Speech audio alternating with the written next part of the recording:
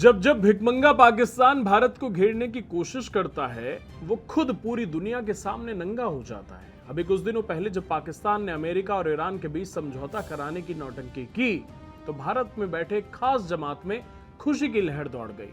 भारत का पूरा liberal gang उठकर खड़ा हो गया और मोदी सरकार को गालियां देने लगा कि देखो पाकिस्तान कितना बड़ा ग्लोबल प्लेयर बन गया है।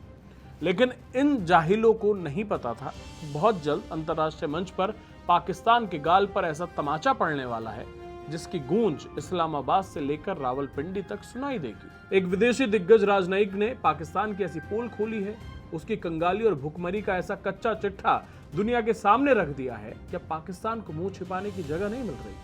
सिंगापुर के पूर्व विदेश सचिव और बेहद सम्मानित राजदूत बिलिहारी कौशिकन ने पाकिस्तान की औकात पर ऐसा तीखा तंज कसा है कि पाकिस्तान का पूरा प्रोपेगेंडा तंत्र ध्वस्त हो गया।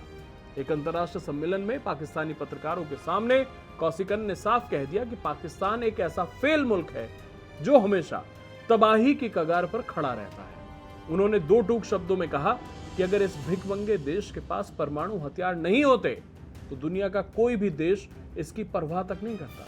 कौशिकन ने पाकिस्तानी कूटनीति, वहां की फौज के अवैध दखल और वहां की जर्जर हो चुकी अर्थव्यवस्था की धज्जियां उड़ा दी।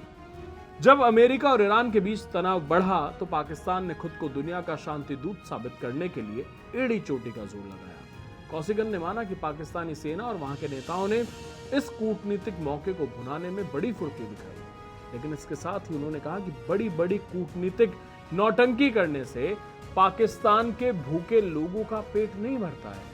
उन्होंने बताया कि पाकिस्तान की असली समस्या कोई कूटनीति या विदेश नीति नहीं है, बल्कि उसके खुद के भीतर की सड़ चुकी बुनियाद है। अपनी अर्थव्यवस्था का भयानक कुप्रबंधन करना, अपनी जनता को दाने दाने के लिए तरसाना और दुनिया भर में आतंक फैलाने वाले जिहादी गुटों को पाल पोसकर बेलगाम छोड़ देना ही पाकिस्तान की इस बर्बादी की सबसे बड़ी वजह है।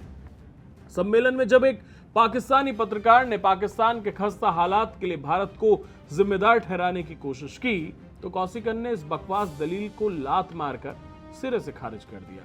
उन्होंने इसे पाकिस्तान का एक घटिया बहाना बताया। उन्होंने कहा कि पाकिस्तान शुरुआत से ही कुप्रबंधन और भ्रष्टाचार का शिकार रहा है। इसके बाद कौशिकन ने पाकिस्तान के खोखले राजनीतिक ढांचे को पूरी दुनिया के सामने बेनकाब कर दिया। उन्होंने कहा कि पाकिस्तान के सिविलियन राजनेता पूरी तरह से रीढ़ विहीन है और उनका होना समय की बर्बादी है। इन नेताओं के पास ना तो कोई असली ताकत है और ना ही देश को सुधारने की हिम्मत। वहां की सेना इस देश की 90% समस्याओं की जड़ है। विदेशी राजदूत ने पाकिस्तान की सामंती व्यवस्था को एक्सपोज करने के लिए 1991 के सिंगापुर एयरलाइंस अपहरण का एक ऐसा किस्सा सुनाया जिसे सुनकर पाकिस्तान की और बेइज्जती हुई। उन्होंने बताया कि 1991 में जब सिंगापुर के एक विमान को हाईजैक किया गया तो आतंकी उस वक्त की पाकिस्तानी प्रधानमंत्री बेनजीर भुट्टो से बात करना चाहते थे। रात के ठीक 3 बजे जब सिंगापुर की रेस्क्यू टीम ने सीधे बेनजीर भुट्टो के घर फोन किया और वहां के स्टाफ को स्थिति की गंभीरता बताई कि विमान में सवार निर्दोष यात्री मारे जा सकते हैं, तुरंत मैडम को फोन दीजिए, तो पाकिस्तानी ने कहा कि मैडम सो रही हैं, उन्हें डिस्टर्ब नहीं किया जा सकता, और ये कहकर उसने फोन काट दिया। अभी हाल ही में पाकिस्तान की भीख मांगने वाली सरकार ने IMF के सामने घुटने टेककर उनकी कड़क शर्तों को पूरा करने के लिए 17.1 ट्रिलियन रुपए यानी $61 बिलियन का एक आत्मघाती बजट पेश किया है। इस बजट के जरिए पाकिस्तान ने अपनी पूरी आवाम की कमर तोड़ दी है। टैक्स का सारा बोझ देश के गरीब वेतनभोगी वर्ग और छोटे व्यापारियों पर डाल दिया है, जिससे वहां की जनता सड़कों पर त्राही त्राही कर रही है। पाकिस्तान के अंदर विदेशी प्रत्यक्ष निवेश यानी FDI में रिकॉर्ड तोड़ गिरावट दर्ज की गई है। कोई भी देश इस डूबते हुए जहाज में अपना एक पैसा लगाने को तैयार नहीं है। और इस सब के बीच भारत में बैठी मोदी सरकार की कड़क और बेबाक कूटनीति ने पाकिस्तान को अंतर्राष्ट्रीय स्तर पर अलग थलग करके रख दिया है। आप हो सकता है इस बात से इत्तेफाक ना रखें, लेकिन सच यही है।